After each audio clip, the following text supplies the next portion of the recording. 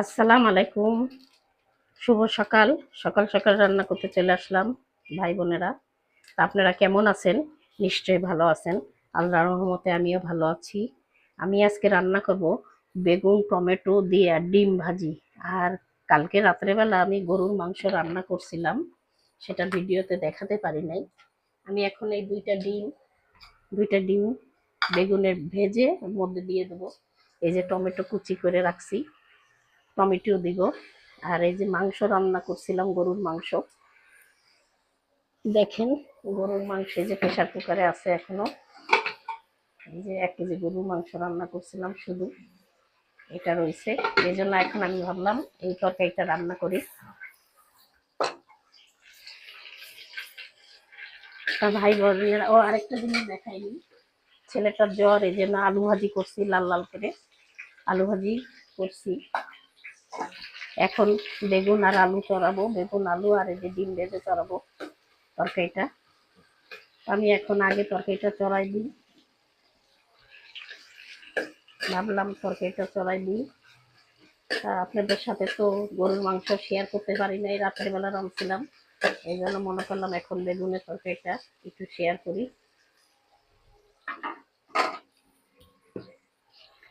আর এই যে ডিম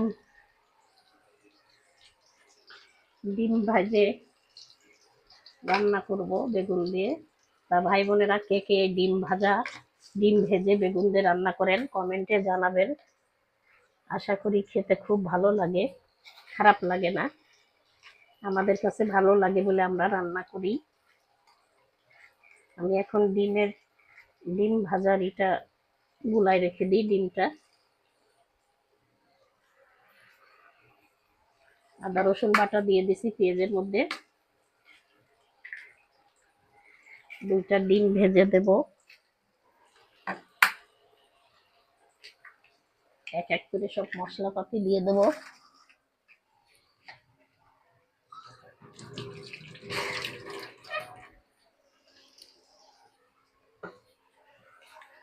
লবণ দিয়ে দিছি, দিয়ে দিচ্ছি হলুদের গুঁড়া,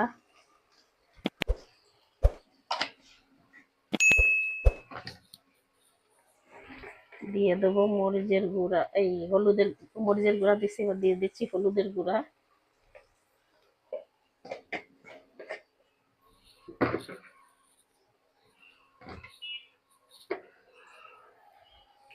আর দিয়ে দেবো আদা রসুন বাটা। ও আদা বাটা দিলে খাবে,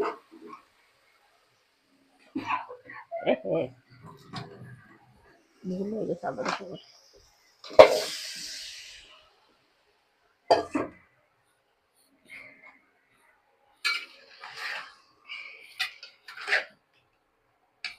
দিয়ে দিলাম টমেটো গুলো।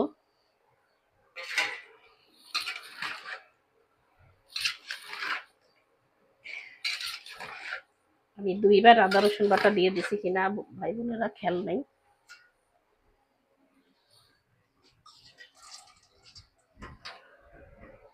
একটু পানি দিয়ে দিই।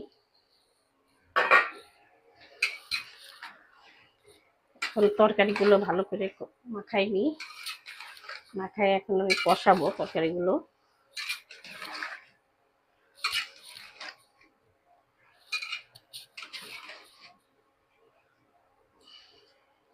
এখন আমি ঢাকা দিয়ে দিই।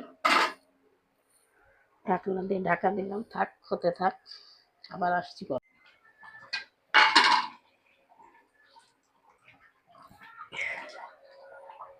ভাই বোনেরা, আমি ঝোলের পানি দিয়ে দিচ্ছি বেগুনের তরকারিতে। আমি এখন ডিমগুলো দিয়ে দেবো পরে।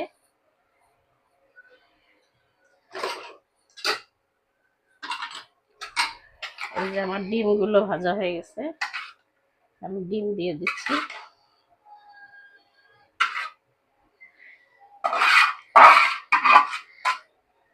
আর এই দেখেন, আমি গোশটা নামিয়ে প্রেশার কুকারে এখন ছোলা ভুনা চড়াচ্ছি। আমি 6 রোজা আছি। এই যে আমি গোশের তরকারি, এই যে আমার গোশের তরকারি কত সুন্দর লাল টকটকে, দেখেন কষা কষা করছি, আলু দিই নাই।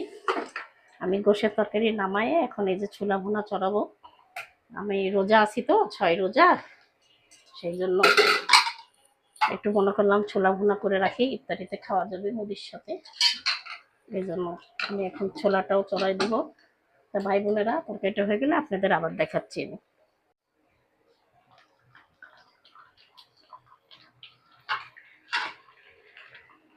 ভাই বোনেরা, আমার বেগুনের তরকারিটা হয়ে গেছে, আমি এখন একটু ধনে পাতা দিয়ে দিই।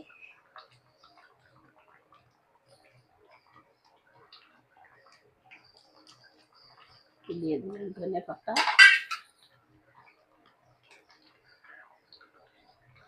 ধনে পাতা দিয়ে তরকারিটা এখন নামিয়ে ফেলবো।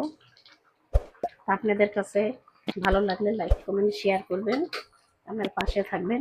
আমি এখানেই শেষ করলাম। আল্লাহ হাফেজ।